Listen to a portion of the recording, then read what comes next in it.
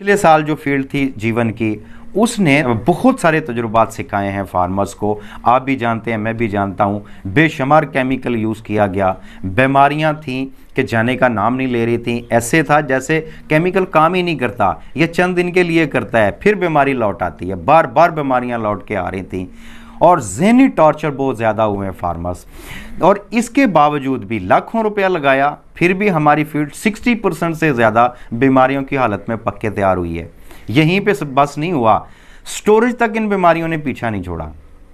देखें, जीवन की फील्ड में अगर आना चाह रहे हैं तो इनकी डिजीज़ के हवाले से, इनकी ट्रीटमेंट के हवाले से जानना आपके लिए बहुत ज़रूरी होता है।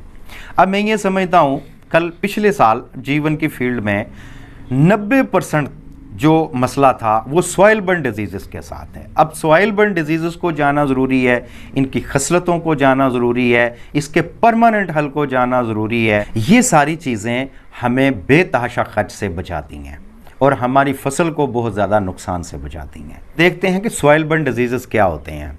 देखें, ज़मीन में से हर वो चीज़ जो हमारे पौधे के लिए अनकंफर्टेबल सिचुएशन पैदा कर दे, वो सॉइल बर्न डिजीज़ में शामिल है। और खा ये बैक्टीरिया की वजह से हों, ये फंगस की वजह से हों, ये कीड़े मकोड़ों की वजह से हों, कोई चीज़ भी इसका रीज़न हो, वो सॉइल बर्न डिजीज़ में शामिल है। अब इसकी खसलत के बारे में देखना ज़रूरी है।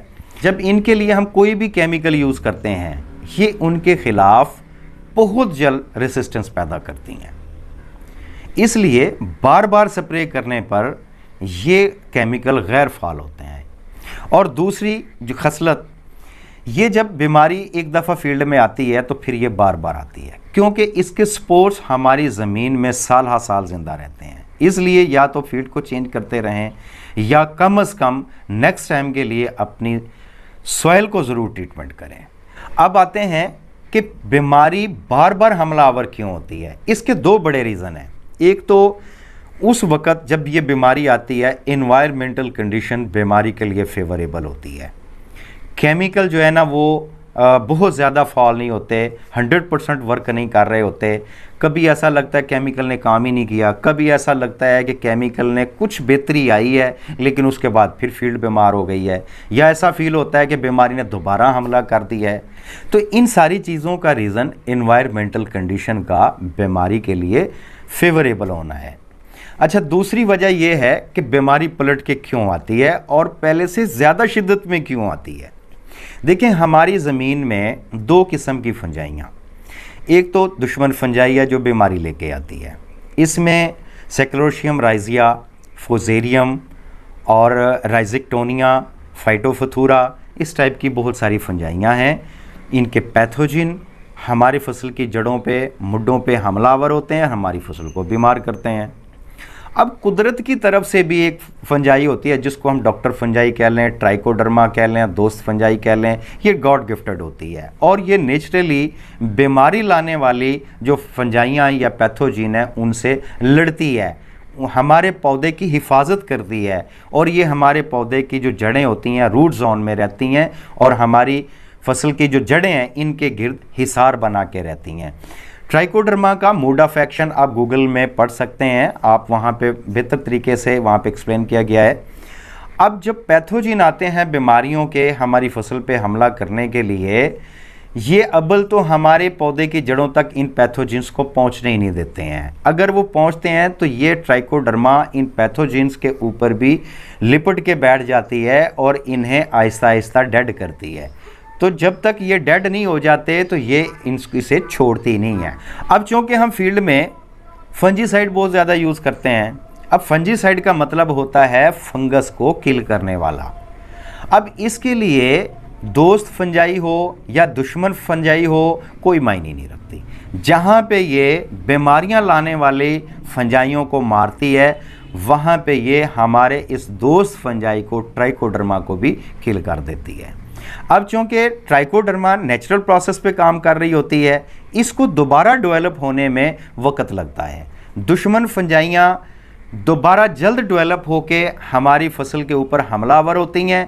पहले वहाँ पे ट्राइकोडर्मा मौजूद था जो उसे लड़ रहा था, अब चूँकि ये दोबारा डेवलप होने में टाइम लेगा, लिहाजा जो दुश्मन फंजाइयाँ उनके लिए मैदान खुला मिल जाता है, लिहाजा वो पहले से ज़्यादा शिद्दत में अटैक करती हैं और बार बार अटैक करती हैं। ये इसका एक मेन रीज़न है कि फंगल बीमारियां बार बार क्यों आती हैं हमारी फसल पे।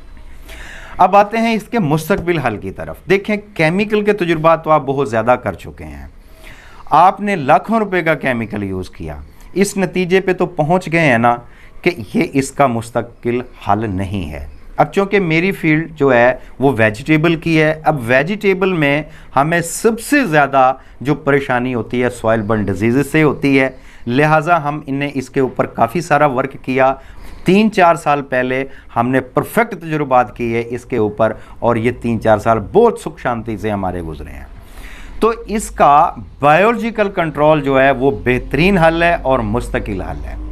इसमें सबसे पहली चीज़, अब चूँकि फील्ड तैयार की जा रही है, इसमें ट्राइकोडर्मा का इस्तेमाल करें, सुडोमोनास का इस्तेमाल करें। ट्राइकोडर्मा पाकिस्तान में 2-3 साल से मिलना शुरू हो गया है। सुडोमोनास जो है ये कुछ बैक्टीरियाज होते हैं जो बीमारियों वाले बैक्टीरियाज के खिलाफ एक्शन लेते हैं, और ट्राइकोडर्मा जो होता है ये फंगल डिजीज़ के अगेंस्ट भी पूरा वर्क करता है और बैक्टीरियल डिजीज़ के खिलाफ भी अच्छा काम करता है। अब ट्राइकोडर्मा तो पाकिस्तान में मिल जाता है 2-3 साल से, वो आपको मिल जाएगा, और अगर नहीं मिलता है तो आप मेरे साथ भी रब्ता कर सकते हैं, मैं आपके लिए कोई ना कोई सूरत हाल पैदा कर दूंगा। और दूसरी सुडोमोनास है वो इंशाल्लाह इस साल में नहीं, ये चंद हफ्तों में इंशाल्लाह पाकिस्तान में मिलना शुरू हो जाएगा। ये खुशखबरी की बात है। किसी भी किस्म के जो बैक्टीरियल डिजीज़ हैं जो ज़मीन की तरफ से पौधे को आते हैं उनके लिए इनकी बेहतरीन गिरफ्त है। अब इसका तरीका क्या है, देखें, अब फील्ड तैयार हो रही है। सबसे पहले आप 2-3 दफ़ा हल चलवाएं, फील्ड को खुला छोड़ें ताकि गुज़िश्ता सालों के जो बीमारियों के स्पोर्ट्स हैं, कुछ वायरसेस हैं, कुछ बैक्टीरियाज़ हैं, वो किल हो जाएं। और इन्हीं जुताइयों के दौरान आपने रूढ़ियाँ वगैरह यूज़ करनी हैं, और ये रूढ़ियाँ जब आप इस्तेमाल करेंगे उसी टाइम पे आपने पर एकड़ के हिसाब से 200 लीटर का ड्रम ट्राइकोडर्मा का जो आपने मल्टीप्लाई करके रखा होगा वो टैंकियों के ज़रिए अपनी फील्ड के ऊपर छिड़काव करें और उसी टाइम पे ट्रैक्टर के साथ इसको हल चलवा दें। क्योंकि रूढ़ी और ट्राइकोडर्मा या कोई भी बैक्टीरियल प्रोडक्ट या बायो प्रोडक्ट आप यूज़ करते हैं तो कतई तौर फील्ड को ओपन नहीं छोड़ना चाहिए। तो उसी टाइम पे खेत को जुतवाएं और मिट्टी के साथ ये सारी चीज़ें मिक्स करवा दें। और जब आपने काश्त शुरू करनी है जीवन की, आपने ट्राइकोडर्मा के साथ ही सीड ट्रीट करना है और आपने ट्राइकोडर्मा का महलूल 200 लीटर पर एकड़ के हिसाब से फर्स्ट एरीगेशन में भी देना है, वो सबसे ज़्यादा ज़रूरी करना है आपने। अच्छा, इसके बाद जब आप मल्च करते हैं, आप पराली डालते हैं या कुछ भी आप इस्तेमाल करते हैं मल्च में, उससे पहले एक काम बहुत ज़रूरी करना है। आप या तो 10 बैग रूढ़ी के वो अलहदा से सफाई करवा लें उसमें, और या फिर आप कंपोस्ट काफ़ी सस्ते मिल जाते हैं, 700-800 हज़ार रुपये का 50 किलो का बैग मिल जाता है, या आप वो हायर करवा लें। या वर्मी कंपोस्ट भी आजकल मार्केट में काफ़ी मिल जाता है और सस्ते ही मिल जाते हैं। आप 50 किलो वाले 8-10 वर्मी कंपोस्ट के बैग ले सकते हैं, जो भी आपको आसानी से मिल जाए। आपने इन कंपोस्ट को या रूढ़ी को ट्राइकोडर्मा के साथ ट्रीट करना है। ट्रीट कैसे करना है कि आप 1 किलो ट्राइकोडर्मा 8 से 10 बैग कंपोस्ट ले रहे हैं या रूढ़ी ले रहे हैं, उसके साथ मिक्स करवा दें अच्छे से, और पहले से इसको ट्रीट करके इसके ऊपर आपने साए में इसको ट्रीट करना है, और सेबे की बोरी या कोई तरपाल वगैरह इसके ऊपर डाल के पानी का छट्टा लगा दें, इसको वत्तर में रखें। जब आपने मल्च करना है, मल्च करने से पहले इस ट्रीट शुदा रूढ़ी को या कंपोस्ट को बेडों के ऊपर आपने छटा करवा देना है। उसके फौरी बाद आपने इसको मल्च से ढक देना है। ये बहुत अच्छा काम करेगा और ये मल्टीप्लाई होता रहेगा आपकी ज़मीन में। इसकी कोई एक्सपायरी नहीं है, इसकी कोई लिमिट नहीं है कि ये इस टाइम तक काम करेगा, ये लाइफ टाइम होता है।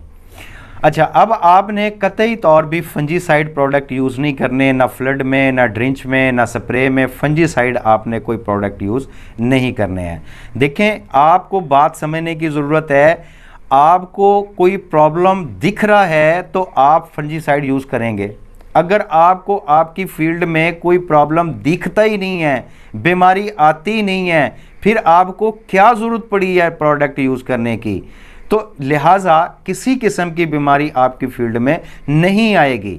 उसके बाद आपने क्या काम करना है, हर माह आपने 200 लीटर का एक ड्रम जो है वो अपनी फील्ड में फ्लड करते रहना है। शाज़ो नादर कोई अटैक आपके पौधों पे नज़र आ रहा है, पहले उसको टाइम देना है, वो वहीं पे खुद ही दम तोड़ जाएगा। अगर वो फील्ड में बढ़ता नज़र आ रहा है तो आप केमिकल यूज़ कर सकते हैं, इसमें कोई मज़ायका नहीं है, लेकिन उसके बाद फिर आपने ट्राइकोडर्मा का शेड्यूल जारी रखना है और आप अपने जीवन की फसल के ऊपर इसे आजमा के देखें, आपको 100% रिजल्ट मिलेंगे। आपके लिए मैं फिर कह रहा हूं कि अगर ट्राइकोडर्मा आपको अवेलेबल नहीं होता है तो आप हमसे रब्ता कर सकते हैं, हम आपके लिए इसकी कोई सूरत हाल पैदा कर देंगे। मुझे उम्मीद है आज की वीडियो आप लोगों के लिए काफ़ी यूज़फुल होगी। आज की वीडियो में इतना ही, इजाज़त दीजिए, अल्लाह हाफिज़।